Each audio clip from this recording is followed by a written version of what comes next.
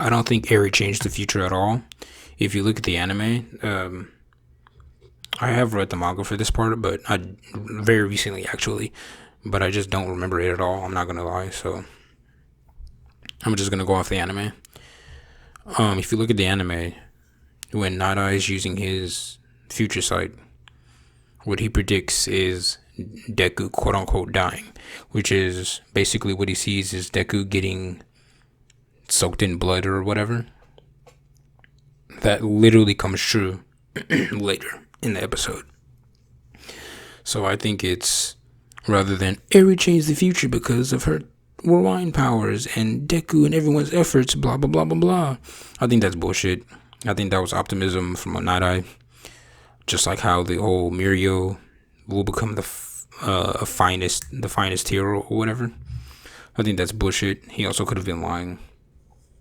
I don't doubt Mirio will get his quirk back, but I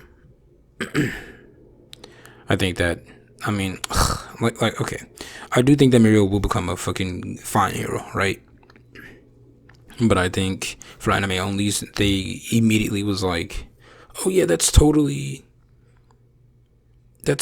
evidence that, Eri changed the future and blah blah blah blah blah, and your future sight isn't set in stone. And it's like, while the conclusion might add to your point, I don't think that they're necessarily that they necessarily correlate.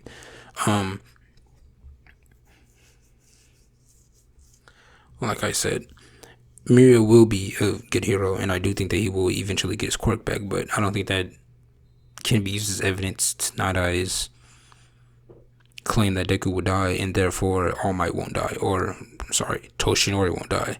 I don't like calling him All Might, but I don't think that's necessarily linked all together. I think that people want it to be linked together, so Toshinori won't die, but I hope he will die, and I hope that the future sight isn't just bullshit and doesn't turn into some anime trope shit. I changed the future, no, I don't want that. I hope that doesn't happen, actually.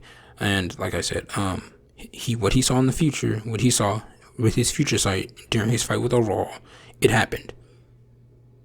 It happened. He misinterpreted it, but it did happen. So I think the same is for Toshinori's quote unquote death. I think that he might die, or it might look like he might die, but I think Night Eye once again might have misinterpreted that, and I think that's a Weasley way to be like, oh wait, no, they did change the future, ha ha ha. Have it be like they did actually change the future, quote unquote, and also have it be like he misinterpreted it, so ha ha ha. He wasn't gonna die anyways. He was just gonna get majorly injured.